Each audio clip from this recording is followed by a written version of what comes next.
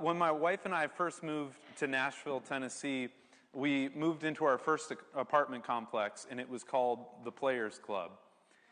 And I know that sounds really sketchy. It wasn't. It was a great apartment complex, and I loved it because it was right next to the Nashville Agricultural Center, which was this forested area. There were a bunch of hiking trails and running trails. And that same year, we got our dog. We named her Ovaltine Jenkins. We call her Ovi for short.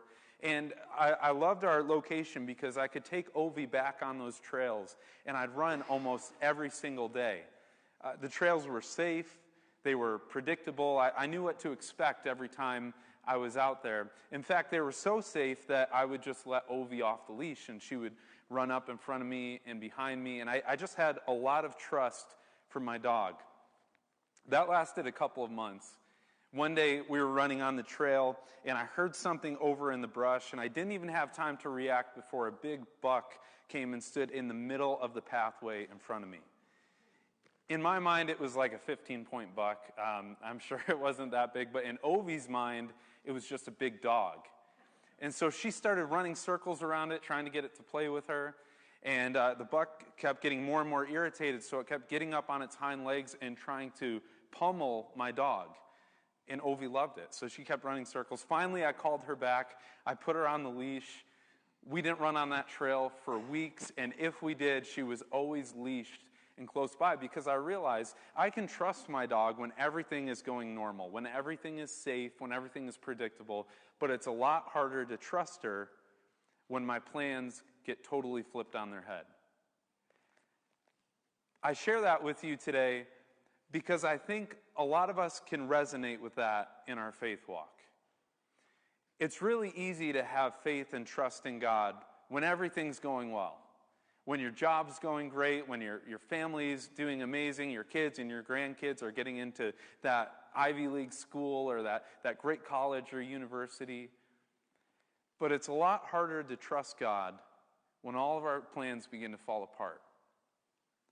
When that job falls through, when that relationship doesn't pan out the way you hoped it would, when that money that you were counting on didn't come through. So today, we're going to continue looking at the book of Daniel. And we're going to continue to ask the question, how do you have unshakable faith when your world gets completely flipped upside down? How do you have unshakable faith when the plans you made get totally turned on their head? And we're going to be looking at Daniel chapter 3, and we're going to be looking at the story of Shadrach, Meshach, and Abednego in the fiery furnace. And what I love about this story is it shows what it actually looks like to have unshakable faith when everything around you falls apart. What the qualities of unshakable faith are. So we're in Daniel chapter 3. Interestingly enough, scholars tell us that this is about 15 years after the initial exile. So Shadrach, Meshach, and Abednego and Daniel, they've all grown older. They're in their early to mid-30s at this point. They've worked their way up in the kingdom of Babylon. Daniel actually isn't in this story. We don't really know where he is. Maybe he's off traveling or fulfilling some duty to the king. Instead, we're looking at Shadrach, Meshach, and Abednego. In a little bit more context for you, King Nebuchadnezzar of Babylon at this point, he's the most powerful king in the most powerful nation in the history of the world up to this point. I mean, he's got the biggest cities. He's overtaken and taken captive most of the known world up to this point. He's got wealth beyond anyone can imagine. And so what do you do when you're on top of the world, the strongest, most wealthy, most powerful king in the world and the most powerful nation in the history of the world? Well, you build a statue made of pure gold from all the nations that you've plundered over the years, and you tell everyone they have to bow down and worship it, or else they're going to be burned alive. Or at least that's what King Nebuchadnezzar does. This is what it says in verse 1. King Nebuchadnezzar made an image of gold 60 cubits high and 6 cubits wide, so 90 feet tall, and set it up on the plain of Dura in the province of Babylon. He then summoned the satraps, prefects, governors, advisors, treasurers, judges, magistrates, and all the other provincial officials to come to the dedication of the image he had set up. So the satraps, prefects, governors, advisors, treasurers, judges, magistrates, and all the other provincial officials assembled for the dedication of the image that King Nebuchadnezzar had set up, and they stood before it. Then the herald loudly proclaimed, "Nations and peoples of every language, this is what you are commanded to do. As soon as you hear the sound of the horn, the flute, zither, lyre, harp, pipe, and all kinds of music, you must fall down and worship the image of gold that King Nebuchadnezzar has set up. Whoever does not fall down and worship it will immediately be thrown into a blazing furnace." So whatever you're doing, the minute you hear that music, you have to stop and bow down and worship this statue. Otherwise, you're going to be burned alive. It's a little inconvenient. So people, they start to respond to this. They start to bow down and worship this image. Everybody except Shadrach, Meshach, and Abednego. And some people take notice. So they go to the king, and in verse 12 it says this, "There are some Jews whom you have set over the affairs of the province of Babylon, Shadrach, Meshach, and Abednego, who pay no attention to you, your majesty. They neither serve your gods nor worship the image of gold you have set up." And furious with rage, Nebuchadnezzar summoned Shadrach, Meshach, and Abednego. So these men were brought before the king, and Nebuchadnezzar said to them, "Is it true, Shadrach, Meshach, and Abednego, that you do not serve my gods or worship the image of gold I have set up?" I want to just pause there for a minute, because at first glance, it might seem like the story, it is a little irrelevant today. You know, the whole bowing down to a 90-foot statue, or you'll be burned alive. But I think as we dive into this passage, I think we can see ourselves in this story. Pastor Rick Warren says this, "The world creates larger-than-life images every day for you to worship. We just don't make them out of gold anymore. We see it on the movie screens, social media, sports, concerts, where physical beauty is idolized, sex is worshipped, wealth and success, fame and power are coveted." Perfect example, has anybody seen the Axe body spray commercials? Show of hands. Yeah, there's always some random dude in a basement or a field or a forest, and he's all alone, and he sprays himself with Axe body spray, which to me smells like a middle school locker room. No offense if you're wearing Axe body spray right now. And all these women show up and flock to him, right? It's this perfect example of our culture worshiping sex and beauty.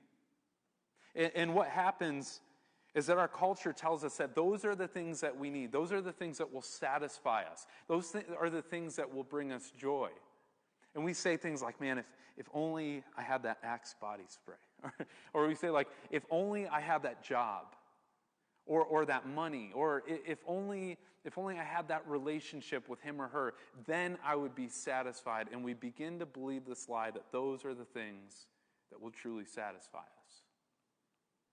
And we think about them, and we think about them, and the more we think about them, the more they begin to take the place of God in our lives.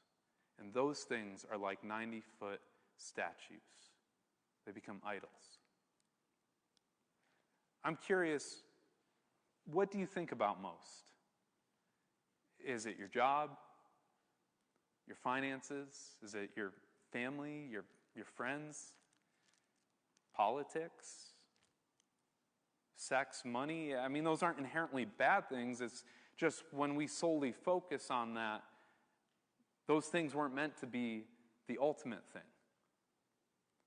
And those things will eventually take the place of God in our lives. And maybe you're like, "No, I don't struggle with any of those things." Maybe you just think about you too much. Maybe you have preferences and desires, and you expect people to bow down to those. Has anybody ever known someone here who it almost seems like they worship themselves? Show of hands. Yeah, don't look at them right now. But or maybe it's not any of those things. Maybe for you, maybe it's what people think about you. It's the image that you project, and you go to great lengths to appear like you're successful and you're achieving, and you're so #blessed that people should just be showing up at your doorstep asking you for advice on how you've achieved such greatness in life. I have to be honest, this is something that I've struggled with, whether it's been work or school or friend groups. I can remember in high school having opportunities to share about my faith with friends who didn't know Jesus. And because I didn't want to be labeled a crazy Christian, I didn't share my faith. I cared more about people's opinion about me than the truth of the gospel. And in so doing, that became an idol in my life. See, we all worship something or someone. The question is, what or whom do you worship? Shadrach, Meshach, and Abednego, they teach us what it actually means to have real faith, the qualities of real faith, what it actually looks like when God is the only thing that you worship. And they teach us, this is one of the things they teach us, that real faith, a quality of real faith when you truly worship God, is that real faith is countercultural. Real faith is countercultural. Rick Warren says, when you begin to reject the world's images, people will try and burn you. Real faith is countercultural because you choose not to trust in created things, but the creator of all things. We trust in the creator of all things, not created things. Pastor Pete in Hope City Church in Philadelphia says, when your convictions go against the current of culture, you will be labeled, mocked, and minimized. You will be called crazy and told you'll amount to nothing. And in some instances, you'll even lose a job or a relationship over it. Is it starting to feel hotter? Real faith is countercultural, but it doesn't stop there. Nebuchadnezzar in verse 14 says to Shadrach, Meshach, and Abednego, is it true that you do not serve my gods or worship the image of gold I have set up? Now, when you hear the sound of the horn, flute, zither, lyre, harp, pipe, and all kinds of music, if you are ready to fall down and worship the image I made, very good. But if you do not worship it, you will be thrown immediately into the blazing furnace. Then what God will be able to save you? In other words, Nebuchadnezzar is saying, God didn't rescue you when I took you from your family, when I tortured and killed loved ones, when I tore down the very temple that your God is supposed to be housed in. Where is your God now? But I love Shadrach, Meshach, and Abednego's response. It says, they replied to King Nebuchadnezzar, we do not need to defend ourselves before you in this matter. If we are thrown into the blazing furnace, the God we serve is able to deliver us from it, and he will deliver us from your majesty's hand. But even if he does not, we want you to know, your majesty, that we will not serve your gods or worship the image of gold you have set up. See, even if God didn't save them, they wouldn't worship a lie. Real faith is countercultural, and real faith is also uncompromising. You will be tempted to compromise, whether it's in your work life. You'll be tempted to compromise against your morals as a Christian. Maybe it's in a business place where your boss isn't doing so well with finances and he wants you to stretch and maybe tell that little white lie about where your company is at. Maybe it would be in a relationship with him or her and you're pressured to go further in intimacy than you know is right. Maybe it's in conversation with people, talking slander or gossip about other people around you. You will be tempted to compromise, but real faith, when you worship the true God, is uncompromising. King Nebuchadnezzar didn't like their response too much. It says he was furious with Shadrach, Meshach, and Abednego, and his attitude toward them changed. He ordered the furnace heated 7 times hotter than usual and commanded some of the strongest soldiers in his army to tie up Shadrach, Meshach, and Abednego and throw them into the blazing furnace. So these men, wearing their robes, trousers, turbans, and other clothes, were bound and thrown into the blazing furnace. The king's command was so urgent that the furnace was so hot that the flames of the fire killed the soldiers who took up Shadrach, Meshach, and Abednego, and these 3 men firmly tied fell into the blazing furnace. Now, a lot of us in that position, if we were Shadrach, Meshach, and Abednego, we'd be asking that God would save us before we fall into the blazing furnace. And we actually pray prayers like this ourselves, don't we? Like, God, will you protect me? Will you provide for me financially? Be with my kids, help them make right decisions. And those are good prayers. And God does answer those sometimes. But sometimes God doesn't save you from the fire. Sometimes, like in this case, God saves you through the fire. Sometimes he won't save you from the fire. Sometimes he will save you through the fire. 1 Peter 1:6-7 says, "In all this you greatly rejoice, so now for a little while you may have had to suffer grief and all kinds of trials.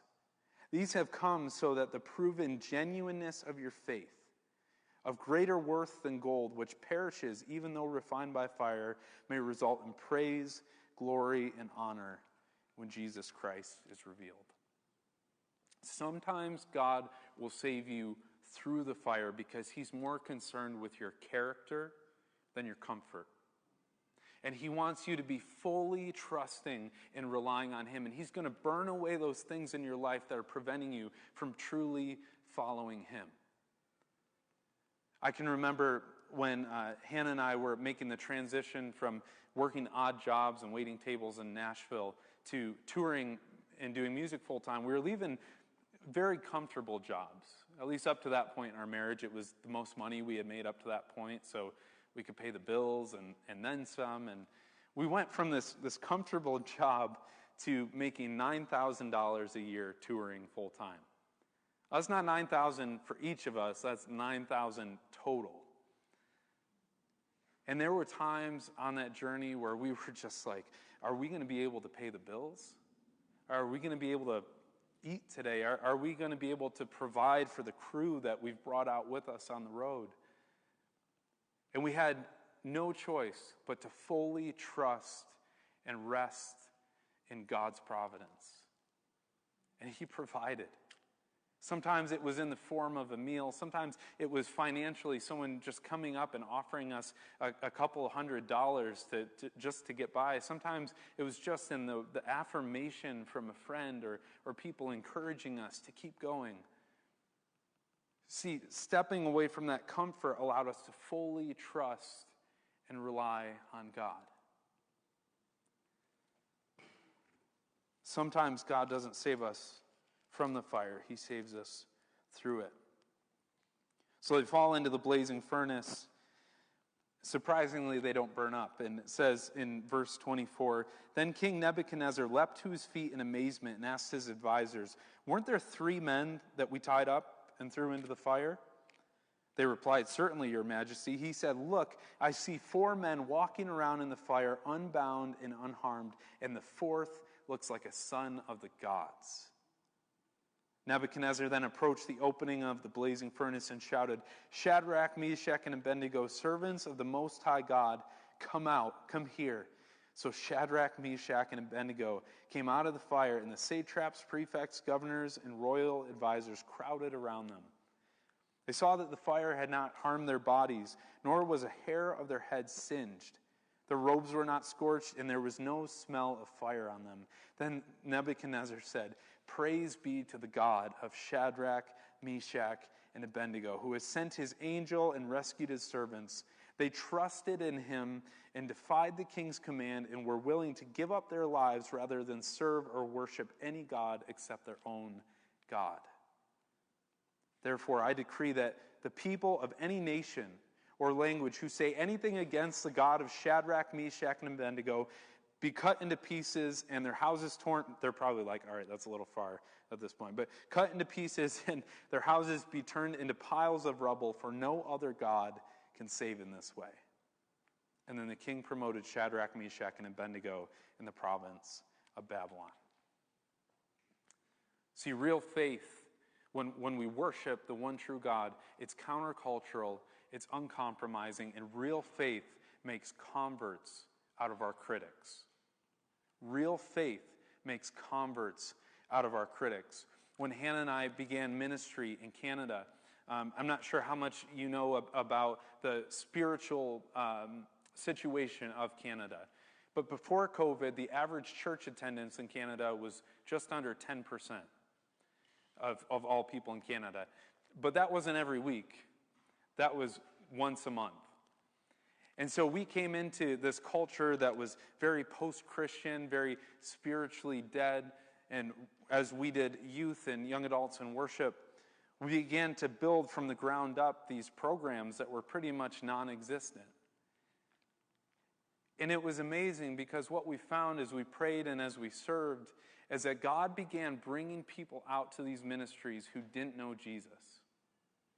There were people who came out from rough home life, from abusive situations, people who were confused about their identity, people who just were having a tough time in school or in life in general. And it wasn't just one time. I mean, they'd come back again and again, and it's because they encountered something there that you can't encounter in the real world. They encountered real love from a real Savior. And this isn't a love that looks at these people or looks at you and I and says, hey, get yourself figured out, fix your situation, and then God will love you. It's a love that says God loves you in spite of your circumstances, in spite of your shortcomings, in spite of your failures. And that love is transformative. It changes the lives of teens, of young adults. It changes the lives of neighborhoods and cities and even states. And in this case, it changed the life of a narcissistic king who built a 90-foot statue of himself. King Nebuchadnezzar went from trying to kill those who loved God to praising the very God he was fighting against. So my question for you as the worship team comes back up is, who are the critics in your life? Who are those people in your life who may be directly opposed to you in your faith? Or maybe it's not even that they're directly opposed, maybe they're just indifferent. And they haven't had the opportunity to meet Jesus or to know what Christianity is truly about. It might be a neighbor, it might be a coworker, it might be a family member.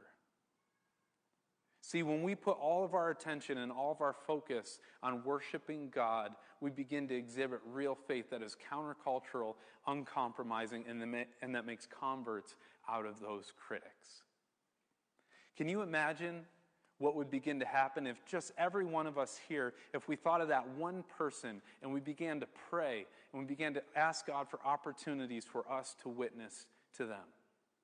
Can you imagine the change that would happen in the lives of teens and young adults and people of all ages across our city? I'll be honest, the critic in mine and in Hannah's lives, as we see it right now, is the neighborhood we moved into. People who don't know Jesus. In fact, the other day, my neighbor was asking us about our profession, and we told him we were pastors, and he said, so is it like Catholic or Baptist? As if those are the only two. And I got to share with him a little bit what our church is like. But God has uniquely placed us there to witness to those people who don't know Jesus. He's uniquely placed you in a work situation, in a family situation, in a neighborhood where you can witness to those people around you. And so as the team leads us in this next song, I just want to encourage you, you can take whatever posture of worship feels natural for you, whether it's sitting or standing or kneeling, and just begin to ask Jesus, who is that one person in my life that you're calling me to invest in? Who's that one person you're calling me to model true, authentic, countercultural, uncompromising faith to? Let's pray. God, thank you for who you are. Thank you that you love us not for what we can do, but because of what you did on the cross. And that you offer us new beginnings. I pray for the people in our lives who don't know you yet, Jesus. I pray that by our example, by the way we live our lives, by the way we love them, that you would enable us to showcase real faith, and that faith, it would get deep into the hearts of people who don't know you, and that it would begin to transform our neighborhoods, our families, the city. God, we love you and we trust you. In your name.